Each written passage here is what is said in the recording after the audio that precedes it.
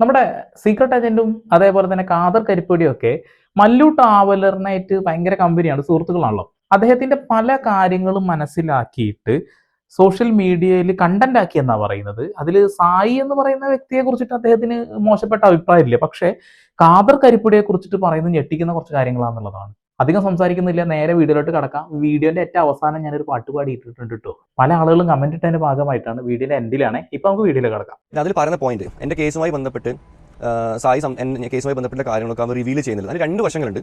ഒന്ന് സത്യമാണ്, ആ സമയത്ത് രണ്ട് പേരാണ് എൻ്റെ കൂടെ സപ്പോർട്ട് ചെയ്തത്. ഒന്ന് സായും ഒന്ന് കാദർ കരിപ്പൊടിയും. ഈ രണ്ട് പേരുമാണ് എന്നോട് ക്ലോസ് ആയിട്ട് നിന്നത്. കാരണം രണ്ടുപേരും എൻ്റെ സുഹൃത്തുക്കളായിരുന്നു. അപ്പം നമുക്കൊരു പ്രശ്നം വരുമ്പോൾ, നമുക്കൊരു കേസ് വരുമ്പോൾ നമ്മൾ മെൻ്റലി നമ്മൾ ഭയങ്കര പാനിക് ആയിപ്പോൾ, നമുക്ക് ഭയങ്കര സങ്കടവും ഭയങ്കര വിഷമങ്ങളുണ്ടാവും. ആ സമയത്ത് നമ്മൾ വിളിക്കുന്നത് നമ്മൾ ഒറ്റ സുഹൃത്തുക്കളായിരിക്കും. നിങ്ങൾ ഈ ഒരു വിഷയത്തിലേക്ക് കടന്നുപോയാൽ മാത്രമേ എനിക്ക് മനസ്സിലാവുള്ളൂ എന്താ പറയുന്നത്. അപ്പോൾ അങ്ങനെ ഞാൻ ഒരു ദിവസം 2-3 തവണ രണ്ടുപേരെ വിളിച്ചിട്ടുണ്ടായിരുന്നു. എല്ലാ ദിവസവും ഞാൻ കാര്യങ്ങൾ അപ്ഡേറ്റ് ചെയ്യുമായിരുന്നു, എല്ലാം പറയുമായിരുന്നു. എല്ലാം ഈ കേസുമായി ബന്ധപ്പെട്ട കാര്യങ്ങളടക്കം ഞാൻ ഇവരോട് ഷെയർ ചെയ്തിട്ടുണ്ട്, എല്ലാ കാര്യങ്ങളും പറഞ്ഞിട്ടുണ്ട്. അപ്പോൾ സായി എനിക്ക് തോന്നുന്നത് സായി അത് വെച്ച് കണ്ടന്റ് ഉണ്ടാക്കിയതിനോട് എനിക്ക് യോജിപ്പില്ല. കാരണം ഞാൻ അവനോട് കാര്യങ്ങൾ പറയുന്നു, അപ്പോൾ ഇൻഫർമേഷൻസ് കിട്ടുന്നത് എന്താണെന്നുള്ള ഇൻഫർമേഷൻ അവന് കിട്ടുന്നുണ്ട്. അപ്പം അത് പ്രകാരം അവൻ്റെ ജോലി എന്താണ്, മറ്റുള്ളവരുടെ കണ്ടന്റ് മറ്റുള്ളവരെ പറ്റി പറയുന്നതാണ് അവൻ്റെ കണ്ടന്റ്. അപ്പം അവനൊരു കണ്ടന്റായി കണ്ട് അവനത് ഷെയർ ചെയ്യുന്നുണ്ട്. ഒരിക്കലും ഞാൻ അവനോട് ആ സമയത്ത് അത് ഇടരുത് എന്ന് പറഞ്ഞിട്ടില്ല. എനിക്ക് തോന്നി പറയേണ്ടതുണ്ട്, അവൻ്റെ കണ്ടന്റ് അവൻ ചെയ്യട്ടെ. എന്താ സംഭവം മനസ്സിലായില്ലേ?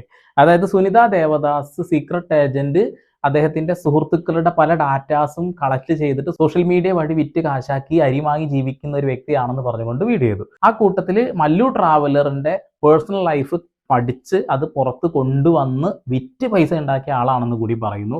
അഖിലൻ ആർഡിയെ കുറിച്ചിട്ടുള്ള കാര്യമാണെങ്കിലും പല കാര്യത്തിലും സീക്രട്ട് ഏജന്റിനെ വേറൊരു രീതിയിൽ പ്രസന്റ് ചെയ്തു ഈ പറയുന്ന സുനിത ദേവദാസ്. അവരെ ദേവദാസി എന്നെങ്ങാനും സായി വിളിച്ചു എന്നൊക്കെ പറഞ്ഞുകൊണ്ട് വീണ്ടും ഒരു റിയാക്ട് ചെയ്തിട്ടുണ്ടായിരുന്നു. ഈ സുനിത ദേവദാസിന്റെ പല വീഡിയോസ് ഞാൻ കണ്ടിട്ടുണ്ട്. കാരണം അവർ രാഷ്ട്രീയപരമായിട്ടുള്ള വേറെ നിലപാടുകളുണ്ട്, അതൊക്കെ ഞാൻ കാണാറുണ്ട് എന്നുള്ളതാണ്.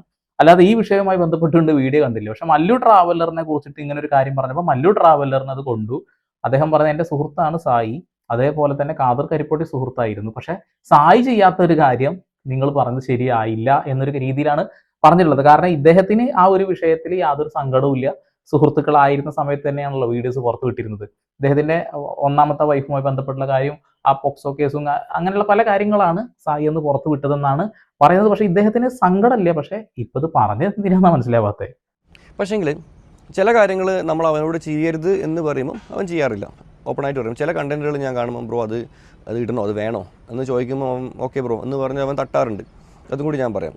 അല്ലാതെ ഒരിക്കലും ഞാൻ അവനോട് ഡിലീറ്റ് ചെയ്യടാ എന്ന് പറഞ്ഞിട്ട് അവനത് ഡിലീറ്റ് ചെയ്യാതെ ഇരുന്നിട്ടും അങ്ങനെയൊന്നുമില്ല കേട്ടോ. അങ്ങനത്തെ ഒരു പ്രശ്നങ്ങളും ഉണ്ടായിട്ടില്ല. പിന്നെ ഞങ്ങൾ നല്ല സുഹൃത്തുക്കളാണ്, അന്നും ഞങ്ങൾ സുഹൃത്തുക്കളാണ്, ഇന്നും നല്ല സുഹൃത്തുക്കളാണ്. ഇപ്പം കിക്കിൻ്റെ ഇപ്പോഴത്തെ പ്രസിഡൻ്റാണ് സായി എന്ന് പറഞ്ഞത്. അന്നും ഇന്നും നല്ല സുഹൃത്തുക്കളാണെങ്കിൽ ഇപ്പൊ സുനിത ദേവദാസ് പറഞ്ഞ ഈ ഒരു കാര്യത്തിന് മറുപടി തന്നെ പറയാതിരുന്നാൽ മതി, അല്ലെങ്കിൽ ഒരു പോസ്റ്റിൽ ഒതുക്കിയാൽ മതിയായിരുന്നു. പക്ഷെ താങ്കൾ ഇത് വന്ന് പറഞ്ഞതോട് കൂടിയിട്ട് ഇനി ഏറിപ്പോകേണ്ടവരൊക്കെ ഏറിപ്പോകും. പിന്നെ കണ്ടന്റ് ചെയ്യുന്നതല്ലാതെ വേറെ അവൻ അങ്ങനെ ഞങ്ങൾ പറയുന്ന രഹസ്യങ്ങൾ അങ്ങനെ മൂന്നാമത് ഒരാളെടുത്ത് പോയിട്ട് അത് അവൻ പറഞ്ഞിട്ടൊന്നും ഇല്ല എന്ന് എൻ്റെ ഒരു അറിവ്. എന്നുവെച്ചാൽ വേറെ ഒരാളെടുത്ത് പോയിട്ട് മല്ലു ഇങ്ങനെ പറഞ്ഞിട്ടുണ്ട്, അല്ല മല്ലുവിൻ്റെ കാര്യങ്ങൾ ഇതൊക്കെയാണ് എന്നൊന്നും സായി എവിടെയും പറഞ്ഞായിട്ട് എനിക്ക് ഇൻഫർമേഷൻ കിട്ടിയിട്ടില്ല. അതായത് സീക്രട്ട് ആയിട്ട് പറഞ്ഞ കാര്യങ്ങളൊക്കെ സീക്രട്ട് ഏജന്റ് സീക്രട്ട് ആയിട്ട് തന്നെ വെച്ചിട്ടുണ്ട്. അതല്ലാതെ സോഷ്യൽ മീഡിയയിൽ ചർച്ച ചെയ്ത വിഷയങ്ങൾ മാത്രമാണ് ആൾ പുറത്തു വിട്ടിട്ടുള്ളത്. ഞാനതാ മനസ്സിലാക്കിയിട്ടുള്ളത്. സായി റിയാക്ട് ചെയ്ത വീഡിയോസ് ഒക്കെ സോഷ്യൽ മീഡിയയിൽ ഓൾറെഡി മറ്റുള്ള ആളുകൾ റിയാക്ട് ചെയ്തതിന് ശേഷമാണ്. ഞാൻ പലപ്പോഴും ശ്രദ്ധിച്ചിട്ടുണ്ട്. അഖിൽ NRDയുടെ വിഷയം പോലും അദ്ദേഹം എല്ലാം കഴിഞ്ഞതിന് ശേഷം ഒരുപാട് ആൾ റിയാക്ട് ചെയ്തതിന് ശേഷമാണ് ആൾ റിയാക്ട് ചെയ്തിട്ടുള്ളത്. ഇവിടെ മല്ലു ട്രാവലറിന്റെ വിഷയം വരുമ്പോഴും ഇതേപോലെ തന്നെ പല ആളുകൾ റിയാക്ട് ചെയ്തിട്ടുണ്ട്. അതിനുശേഷം ഇദ്ദേഹത്തിന് മനസ്സിലായ കാര്യങ്ങൾ വെച്ചിട്ടാണ് റിയാക്ട് ചെയ്തത്. അതായത് കൃത്യമായിട്ട് ക്ലിയർ ആയിട്ട് കാര്യങ്ങൾ പുറത്തു വിടുന്ന ഒരു വ്യക്തിയായിട്ടാണ് ഞാൻ ഈ സായിനെ കണ്ടിട്ടുള്ളത്. പിന്നെ എന്തെങ്കിലുമൊക്കെ ആളുകൾക്ക് ചിലപ്പോൾ താല്പര്യക്കുറവ് ഉണ്ടാവാതിരിക്കാം. അപ്പൊ എന്നെ ഇഷ്ടപ്പെടുന്നവർ ഇഷ്ടപ്പെടാത്ത ആളുകളുണ്ടല്ലോ, അതുപോലെ തന്നെ. പിന്നെ സായി ഒരിക്കലും ഞാൻ അവന് കൊടുത്ത ഇൻഫർമേഷൻസ് വെച്ച് എന്നെ ബ്ലാക്ക്മെയിൽ ചെയ്യാനോ അല്ല എന്നെ മറ്റു തരത്തിൽ ഭീഷണിപ്പെടുത്താനോ അവൻ നിന്നിട്ടില്ല. കാരണം അവനോട് പറയുന്ന കാര്യങ്ങൾ അവനിൽ നിൽക്കും എന്നൊരു വിശ്വാസം നമുക്കുണ്ട്. കണ്ടന്റ് ചെയ്യുന്നത് അഫ്കോഴ്സ് അവൻ പബ്ലിക്കിലേക്ക് അവൻ പല കാര്യങ്ങൾ എടുത്തിടുന്നതിനല്ല, അത് ചെയ്യാത്ത ഒരുപാട് രഹസ്യങ്ങളുണ്ട് നമ്മൾ തമ്മിൽ സംസാരത്തിൽ. അതൊക്കെ അവൻ്റെ മനസ്സിൽ നിൽക്കും എന്നൊരു വിശ്വാസം നമുക്ക് അവൻ്റെ അടുത്തുണ്ട്. അതായത് ചില ആളുകൾ ഇതേ കാര്യങ്ങളൊക്കെ വെച്ച് ബ്ലാക്ക്മെയിൽ ചെയ്യുന്നുണ്ട് എന്നല്ലേ താങ്കൾ പറഞ്ഞു വെക്കുന്നത്? സത്യസന്ധമായ കാര്യങ്ങളാണ്. സോഷ്യൽ മീഡിയയിൽ ഭീഷണിപ്പെടുത്തിക്കൊണ്ട് ചില ക്ലിപ്സ് ഒക്കെ ഇട്ടിട്ട്, ഇപ്പോൾ എൻ്റെ കാസറ്റ് ഒക്കെ കണ്ടിട്ടില്ലേ, ചില സാധനങ്ങളൊക്കെ ഇട്ടിട്ട് ബാക്കിലൂടെ സെറ്റിൽമെന്റ് ഒക്കെ നടക്കുന്നുണ്ടെന്ന് കേട്ടിട്ടില്ലേ? അതേപോലെ നടക്കുന്നുണ്ട്, അതുള്ള കാര്യം തന്നെ. പക്ഷെ അതിൻ്റെ നേരെ ഓപ്പോസിറ്റ് നിൽക്കുന്ന കാദർ കരിപ്പൊടി, ഈ കാദർ കരിപ്പൊടി ഇക്കാര്യത്തിൽ നേരെ തിരിച്ചിട്ടാണ്. ഇപ്പം നമ്മളിവിടെ സംസാരിച്ച വിഷയം മുഴുവനും സായി കൃഷ്ണനെ കുറിച്ചിട്ടും സുനിത ദേവദാസിനെ കുറിച്ചിട്ടാണ്. സുനിത ദേവദാസ് പറയുന്നത് സായിനെ കുറിച്ചാണ്. ഈ കാദർ കരിപ്പൊടിനെ വിളിച്ച് നമ്മൾ സംസാരിക്കുന്ന പല കാര്യങ്ങളും പുള്ളി കണ്ടന്റ് ആക്കുന്നുണ്ട്. ഇപ്പോൾ ഞങ്ങളുടെ ഞങ്ങളുടെ ഫ്രണ്ട്സിനിടയിൽ തന്നെ പലരും പല കാര്യങ്ങൾക്കും അവനെ വിളിച്ച് പല കാര്യങ്ങളും പറയുമ്പോൾ ഉടനെ നെക്സ്റ്റ് ഡേ അവൻ അതെടുത്തിട്ട് കണ്ടൻറ്റാക്കി മാറ്റാറുണ്ട്. ഇപ്പോൾ എൻ്റെ വിഷയത്തിലും ഖാദർ ഒരുപാട് കണ്ടൻറ്റുകൾ ക്രിയേറ്റ് ചെയ്തിട്ടുണ്ട്. ഓക്കെ. അപ്പൊ ഖാദർ കരിപ്പൊടിയാണ് പ്രശ്നക്കാരൻ എന്ന രീതിയിലാണ് ഇപ്പൊ ഇദ്ദേഹം പറഞ്ഞത്. അപ്പൊ സുനിത ദേവദാസ് അത് പറഞ്ഞില്ലേ കേട്ടോ, സായിയെ കുറിച്ചേ പറഞ്ഞുള്ളൂ. പല കാര്യങ്ങളും സുഹൃത്താണെന്ന രീതിയിൽ സംസാരിച്ചിട്ടുണ്ട്, അതൊക്കെ പുറത്തു വിട്ടിട്ടുണ്ട്. ഖാദർ കരിപ്പൊടിയെ ഒരുപാട് ആൾ ഇഷ്ടപ്പെടുന്നുണ്ട്, ഒരുപാട് ആൾ വെറുക്കുന്നുണ്ട്. കമന്റ് ബോക്സ് നോക്കിയാൽ തന്നെ മനസ്സിലാവും. ഇതിൽ ഖാദർ കരിപ്പൊടി ഇഷ്ടപ്പെടുന്ന ആളുകളൊന്ന് കമന്റ് ചെയ്യണം കേട്ടോ. ഇഷ്ടമില്ലാത്ത ആളുകൾ കമന്റ് ചെയ്തോളൂ, കുഴപ്പമില്ല. ഖാദർ ക്രിയേറ്റ് ചെയ്ത കണ്ടൻറ്റുകൾ കാരണം എനിക്ക് ലൈഫിൽ ഒരുപാട് പ്രശ്നങ്ങളും വന്നിട്ടുണ്ട്. എനിക്ക് തോന്നുന്നത് എൻ്റെ ആ ഒരു ആദ്യ ഭാര്യയുടെ വിഷയം തന്നെ ഖാദറിൻ്റെ പ്ലാറ്റ്ഫോമിലാണ് ഈ ഒരു ഫസ്റ്റ് വീഡിയോ വന്നത്. അപ്പോൾ ആ വീഡിയോ വന്നതിന് ശേഷമാണ് ഈ ആദ്യ ഭാര്യയ്ക്ക് എന്നോട് രണ്ടാമതും ഒരു വൈരാഗ്യം വരാനും അതുവഴി ഈ പറഞ്ഞൊരു പോക്സോ കേസ് ഒരു ഫേക്കായ ഒരു എലിഗേഷൻസ് കൊടുക്കാനൊക്കെ കാരണമായത് ഒരുപക്ഷെ അതായിരിക്കും, പറയാൻ പറ്റില്ല. അപ്പം ഖാദറിൻ്റെ ചാനലിൽ വന്ന കണ്ടൻറ്റ് വഴി എനിക്ക് ഒരുപാട് പ്രശ്നങ്ങൾ ഉണ്ടായിട്ടുണ്ട്. സായിയുടെ ചാനലിൽ വന്ന കണ്ടൻറ്റ് വഴി പ്രത്യേകിച്ച് എനിക്ക് പ്രശ്നങ്ങളൊന്നും ഉണ്ടായിട്ടില്ല. എന്താ ഡിഫറൻറ്റ് എന്ന് പറഞ്ഞാൽ, ഒരു വിഷയം നടക്കുന്ന സമയത്ത് ആ വിഷയവുമായി ബന്ധപ്പെട്ടുള്ള ആളുകളുടെ ഇന്റർവ്യൂസ് ഖാദർ കരിപ്പൊടിയുടെ ചാനലിൽ ഇഷ്ടംപോലെ വന്നിട്ടുണ്ട്. ഇപ്പോൾ റിഫ മെഹനാസ് വിഷയം നടക്കുന്ന സമയത്ത് തന്നെ മെഹനാസിന്റെ ഒക്കെ ഇന്റർവ്യൂ വന്നു, അങ്ങനെ പല ആളുകളുടെ ഇന്റർവ്യൂ വന്നു. അപ്പൊ ആ ഒരു കാര്യങ്ങൾ അല്ലെങ്കിൽ ഇദ്ദേഹം മനസ്സിലാക്കിയ ചില കാര്യങ്ങൾ പുറത്തു വിടുമ്പോൾ ചില രീതിയിലുള്ള പ്രശ്നങ്ങൾ ഉണ്ടാവുന്നു എന്നാണ് ഇതിൽ മനസ്സിലാക്കേണ്ടത്. ഇദ്ദേഹത്തിന്റെ ആദ്യ വൈഫുമായി ബന്ധപ്പെട്ടുള്ള കാര്യമാണ് ആ ഒരു പോക്സോ കേസും കാര്യങ്ങളൊക്കെ അവർ കൊടുത്തത്. അതും ഇദ്ദേഹം റിയാക്ട് ചെയ്തതിന്റെ ഭാഗമായിട്ട് ഇഷ്യൂ ഉണ്ടായി എന്ന് ഇദ്ദേഹം തന്നെ അവകാശപ്പെടുന്നു കേട്ടോ. നമ്മളാരും പറയുന്നില്ല, ഇദ്ദേഹം തന്നെ അവകാശപ്പെടുന്നു അങ്ങനെ ഒരു ഇഷ്യൂ ഉണ്ടായിട്ടുണ്ട് എന്നുള്ളത്. ഓക്കെ. പിന്നെ വേറെ കാര്യം, ഈ ഖാദറിന് വേറൊരു സ്വഭാവം കൂടി ഉണ്ട്. ഖാദർ പല ഘട്ടങ്ങളിലായിട്ട് പബ്ലിക് ഗ്രൂപ്പിലാണ്, ബാക്കി ഡീറ്റെയിൽസ് എനിക്ക് പറയാൻ പറ്റില്ല, ഗ്രൂപ്പിലൊക്കെ വളരെ പരസ്യമായിട്ട് ഞാൻ അവനോട് രഹസ്യമായിട്ട് പറഞ്ഞ കാര്യങ്ങളൊക്കെ പറഞ്ഞുകൊണ്ട് അവൻ വോയിസും കാര്യങ്ങളൊക്കെ അയക്കുന്നുണ്ടായി. ഇപ്പം ഞാനിപ്പം ഖാദറിനോട് പറഞ്ഞു, ഖാദറെ ഇന്ന ദിവസം ഇന്ന കാര്യം ചെയ്തിട്ടുണ്ട്, അത് അവനെ വിശ്വസിച്ച് നമ്മൾ പറയുന്നതാണ്. പക്ഷേ അവൻ ചെയ്യുന്നത് എന്താണെന്ന് വെച്ചാൽ അവൻ ഉടനെ ഒരു പബ്ലിക് പ്ലാറ്റ്ഫോമിൽ ഒരുപാട് പേരുടെ ഒരു വാട്സപ്പ് ഗ്രൂപ്പിൽ വന്നിട്ട് നീ അന്ന് അത് എന്നോട് പറഞ്ഞതല്ലടാ എന്നൊക്കെ പറഞ്ഞിട്ട് അവനൊരു ബ്ലാക്ക് മെയിലിംഗ് ടൈപ്പിൽ ചെറിയ കാര്യങ്ങളൊക്കെ അവൻ്റെ സൈഡുണ്ട്. അപ്പം എനിക്ക് തോന്നുന്നു ഈ രണ്ടുപേരും കമ്പയർ ചെയ്യുമ്പോൾ കുറച്ചും കൂടി ഈ കാര്യത്തിൽ ഡേഞ്ചർ എന്ന് പറയുന്നത് ഖാദറാണ്. ഖാദർ നമുക്ക് വിശ്വസിക്കാൻ പറ്റുമെന്ന് എനിക്കല്ല, ഖാദറിനോട് പറയുന്ന ഒരു കാര്യങ്ങളും നമുക്ക് ട്രസ്റ്റ് ചെയ്യാൻ പറ്റുമെന്ന് എനിക്ക് ഒരു ഉറപ്പില്ല കേട്ടോ, വളരെ ഓപ്പണായിട്ട് പറയാം. ഓക്കെ, വളരെ ഓപ്പണായിട്ട് പറയാം. താങ്കൾ വീഡിയോ തുടങ്ങുന്ന സമയത്ത് പറഞ്ഞൊരു കാര്യമുണ്ട്, അതായത് പരദൂഷണമാണ് പല ആളുകൾക്ക് ഇഷ്ടം, അതുകൊണ്ടാണ് പല ആളുകളും പരദൂഷണം തന്നെ ഇപ്പോൾ മുന്നോട്ട് കൊണ്ടുപോകുന്നതെന്നും മറ്റുള്ള ആളുകളുടെ വീട്ടിലുള്ള വിഷയങ്ങൾ കാണാനും കേൾക്കാനും ക്യൂരിയോസിറ്റി ഉള്ള ആളുകളാണ് ജനങ്ങൾ എന്നുള്ളത്. അത് കാലങ്ങളായിട്ട് അങ്ങനെ തന്നെയാണ്. അപ്പൊ അങ്ങനെയുള്ള ആളുകൾക്ക് വ്യൂ ഉണ്ടാവും എന്നുള്ളത്. ഇവിടെ താങ്കൾ സീക്രട്ട് ഏജന്റുമായിട്ടുള്ള ഒരു കാര്യമാണ് ശരിക്കും പറയാൻ വന്നിട്ടുള്ളത് അല്ലേ? അതായത് സുനിത ദേവദാസ് പറഞ്ഞിട്ടുള്ളത് സീക്രട്ട് ഏജന്റിനെ കുറിച്ചിട്ടാണ്, ഖാദർ കരിപ്പൊടിയെ കുറിച്ച് ഒന്നും പറഞ്ഞിട്ടില്ല. പക്ഷെ താങ്കൾ ഈ വീഡിയോയിൽ ഖാദർ കരിപ്പൊടി കൊണ്ടുവന്നിട്ടിട്ടുണ്ട്, ഖാദർ കരിപ്പൊടിയെ വിശ്വസിക്കാൻ കൊള്ളാത്തവനാണ് എന്ന് കൃത്യമായിട്ട് അടിവര ഇട്ടിട്ടാണ് പറയുന്നത്. ഖാദർ കരിപ്പൊടിയോട് പറഞ്ഞ പല കാര്യങ്ങളും പുറത്ത് പറയാൻ പാടില്ലാത്ത കാര്യങ്ങൾ വാട്സപ്പ് ഗ്രൂപ്പുകൾ വഴിയൊക്കെ പുറത്ത് വിടുന്നു എന്നൊക്കെ പറയുമ്പോൾ ഖാദർ കരിപ്പൊടിയുടെ ആ ഒരു ഇമേജ് എത്രത്തോളം ഡാമേജ് ചെയ്യണ്ടാവും ഇപ്പോൾ. ഓക്കെ, താങ്കൾ ഇതിൽ കുറച്ച് കാര്യങ്ങൾ പറഞ്ഞു, അതുകൊണ്ട് മാത്രമാണ് പറയുന്നത്. ഈ റിയാക്ഷൻ വീഡിയോ ചെയ്യുന്ന ആളുകളൊക്കെ അങ്ങനെയാണ് ഇങ്ങനെയാണ് താങ്കൾ പറഞ്ഞല്ലോ, അതുകൊണ്ട് പറഞ്ഞത്. ഒരുപാട് ആൾക്കാർ വന്നു മറ്റുള്ളവരുടെ ലൈഫിൽ കയറി അവരെ പറ്റി കണ്ടന്റ് ഇടാൻ തുടങ്ങിയതിന് ശേഷമാണ് കണ്ടന്റിൻ്റെ സ്റ്റൈല് മാറിയത്. പക്ഷെ അതിന് വേറൊരു പോസിറ്റീവ് വശം വന്നതെന്ന് വെച്ചാൽ നമ്മളെ നോക്കാനും നമ്മളെ കാര്യങ്ങൾ അറിയാനും ആൾക്കാരുണ്ട് എന്ന ഒരു ചിന്ത വരുമ്പം പലപ്പോഴും പലരും തെറ്റായ പല കാര്യങ്ങളും ചെയ്യുന്നതിൽ നിന്നും പിന്മാറും.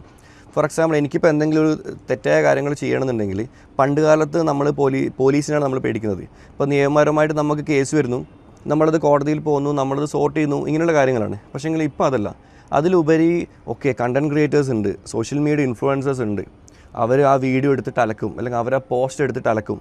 അലക്കി കഴിഞ്ഞാൽ പിന്നെ നമുക്ക് പുറത്തിറങ്ങാൻ പറ്റില്ല, നാട്ടുകാരുടെ മുമ്പിൽ ഇറങ്ങാൻ പറ്റില്ല എന്ന ഒരു ചിന്ത വരുമ്പോൾ മൊബൈൽസിലെ ആൾക്കാർ തെറ്റുകളിൽ നിന്ന് പെരുമാറാനുള്ള ചാൻസ് വളരെ കൂടുതലാണ്.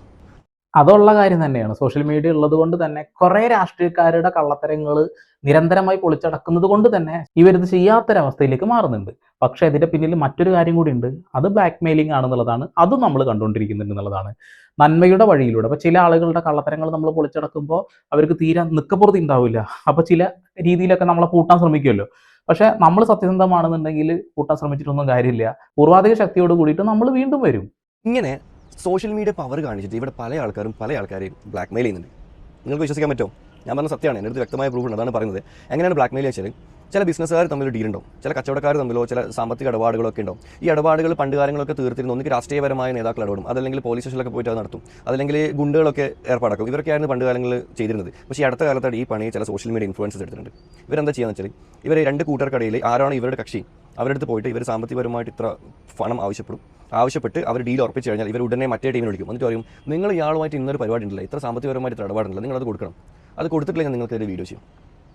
അങ്ങനെ പറഞ്ഞ് ഇവരുടെ പ്ലാറ്റ്ഫോം കാണിച്ച് വീഡിയോ ചെയ്യുന്ന കാണിച്ച് പോസ്റ്ററൊക്കെ അടിച്ചിട്ട് അയച്ചു കൊടുത്ത്, എന്നുവെച്ചാൽ വീഡിയോൻ്റെ തമ്മിലും കാര്യങ്ങളൊക്കെ പോസ്റ്റർ അടിച്ച് അയച്ചു കൊടുത്ത് ആ ഒരു വ്യക്തി അത്രയും മാനസികപരമായിട്ട് തകർത്ത് അവർക്ക് ഒരു തരത്തിലും സമാധാനം കൊടുക്കാതെ അവർ കുടുംബത്തിനടക്കം പ്രഷർ ചെയ്തിട്ടൊക്കെ ഈ സാമ്പത്തികപരമായ ഡീലും കാര്യങ്ങളൊക്കെ നടത്തുന്ന വ്ളോഗേഴ്സ് നമുക്കിടയിലുണ്ട്. തീർച്ചയായിട്ടും ഉണ്ട്. പല ആളുകളെ ഇപ്പൊ ജനങ്ങൾക്ക് അറിയാം. അതിൽ എന്റെ കാസറ്റെ കുറിച്ചിട്ടുള്ള കുറച്ച് കാര്യങ്ങളൊക്കെ ഇപ്പൊ പുറത്തു വന്നതാണ്. പെപ്പയൊക്കെ എത്രയോ ലക്ഷം രൂപ കൊടുത്തു എന്ന രീതിയിലൊക്കെ. ഈ എന്റെ കാസറ്റ് മാത്രമല്ല, ഈ അനന്തുവിനെ കുറിച്ചിട്ടും പല ആളുകളും അലിഗേഷൻ ആയിട്ട് വരുന്നുണ്ട്, പൈസ ചോദിച്ചു എന്ന രീതിയിലുള്ളതൊക്കെ. അതൊരു സൈഡിൽ കൂടെ നടക്കുന്നുണ്ട്, ഇപ്പുറത്തെ സൈഡിൽ കൂടെ നന്മയും നടക്കുന്നുണ്ട് എന്നുള്ളതാണ്. ഇപ്പൊ എന്റെ ചാനൽ തന്നെ ഞാൻ ഒരുപാട് നല്ല നല്ല വീഡിയോസ് ഇഷ്ടം പോലെ ചെയ്തിട്ടുണ്ട്. ഒരുപാട് നല്ല റീച്ചുള്ള വീഡിയോസ് ഉണ്ട്, റീച്ച് കുറഞ്ഞ വീഡിയോസ് ഉണ്ട്.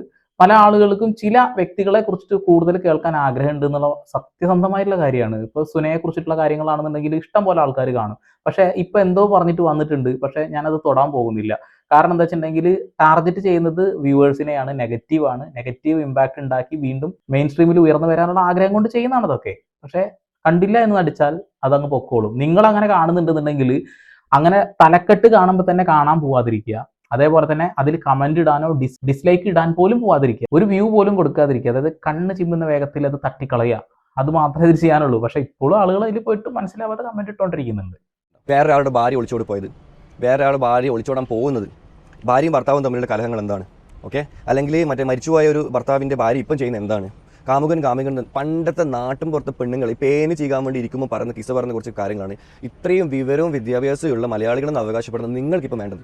എന്റെ പൊന്നു ബ്രോ, മനുഷ്യന്മാർക്ക് ആവശ്യം ഇങ്ങനെയുള്ള കാര്യങ്ങളാണ്. ഗോസിപ്പുകൾ തന്നെയാണ് ആളുകൾക്ക് ഏറ്റവും കൂടുതൽ താല്പര്യം. ഈ ഗോസിപ്പുകൾ ഇല്ല എന്നുണ്ടെന്നുണ്ടെങ്കിൽ ഈ പറയുന്ന സോഷ്യൽ മീഡിയ കണ്ടന്റ് ക്രിയേറ്റേഴ്സോ ഈ ഇൻഫ്ലുവൻസേഴ്സ് എന്ന് പറയുന്ന സംഭവം ഉണ്ടല്ലോ, ഒരു കാര്യം ഇൻഫ്ലുവൻസ് ചെയ്യുന്നുണ്ടാവില്ല, പക്ഷെ ഇവരെ പറയുന്ന ഇൻഫ്ലുവൻസേഴ്സ് എന്നാണ് ഇവരൊക്കെ നിലനിൽക്കുന്നത്. ട്രോളന്മാരുള്ളത് കൊണ്ടും ഇത്തരം ചാനൽസ് ഉള്ളത് കൊണ്ടാണ് ഇവരൊക്കെ നിലനിൽക്കുന്നത്. ചില ആളുകളൊന്ന് ഏറിപ്പോയെന്ന് താന്നു കഴിഞ്ഞാൽ പിന്നെ ഏറിപ്പോകാൻ വീണ്ടും എന്തെങ്കിലുമൊക്കെ കാണിച്ചു കൂട്ടും. അത് നമ്മൾ കണ്ടോണ്ടിരിക്കുന്നതാണ്. അപ്പൊ സുഹൃത്തുക്കളെ, കറണ്ട് ഒന്ന് ജസ്റ്റ് പോയി, സമയം എടുക്കും തോന്നുന്നു കറണ്ട് വരാൻ. ഞാൻ അരമണിക്കൂർ ഇരുന്ന് നോക്കി. അപ്പൊ ആ വീഡിയോന്റെ എൻഡ് ഇങ്ങനെ തീർക്കുകയാണ്. അപ്പോൾ നല്ല നല്ല സുഹൃത്തുക്കളുണ്ട്. അവര് നമ്മൾ പറയുന്ന കാര്യങ്ങളൊക്കെ മനസ്സിനകത്ത് തന്നെ വെക്കും, മറ്റാളുകളുടെ മുന്നിൽ കൊണ്ടുവരില്ല. ചില ആളുകൾ അതെടുത്ത് അങ്ങനെ പുറം ലോകത്തേക്ക് ഇട്ടിട്ട് അത് കാശാക്കാൻ നോക്കും. ഇവിടെ സായി നല്ലവനും അതേപോലെ കാദർ കരിപ്പടി മോശം എന്ന രീതിയിൽ തന്നെയാണ് ഈ ചങ്ങാതി പറഞ്ഞു വെച്ചിട്ടുള്ളത്.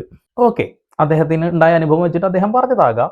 അപ്പോൾ പരദൂഷണം കാണാൻ ആളുകൾ നല്ല താല്പര്യമാണ്, മറ്റുള്ള കണ്ടന്റ് കാണാൻ ആളുകൾ താല്പര്യമില്ല എന്നുള്ളത് സത്യസന്ധമായ കാര്യമാണ്. നമ്മൾ ഒരുപാട് വിഷയങ്ങൾ ചർച്ച ചെയ്തിട്ടുണ്ട്. അതിൽ ഏറ്റവും കൂടുതൽ ഇത്തരം വിഷയങ്ങളാണ് ആളുകൾ കാണുന്നത്. അത് കുറ്റം പറയാൻ പറ്റില്ല. ആളുകൾക്കൊരു ത്വര എപ്പോഴും ഉണ്ടാവും എന്നുള്ളതാണ്. അപ്പൊ എന്തായാലും ഞാൻ നേരത്തെ പറഞ്ഞ പോലെ ആ പാടിയ പാട്ടും കൂടി കേട്ടിട്ട് സുലാം പറയാം. അപ്പൊ ടാറ്റാ. അറിയാതുണർന്നു കതിരാർന്ന ശീലുകൾ, കളമൈനകൾ രാപ്പന്തലിൽ പാടി ശുഭരാത്രി.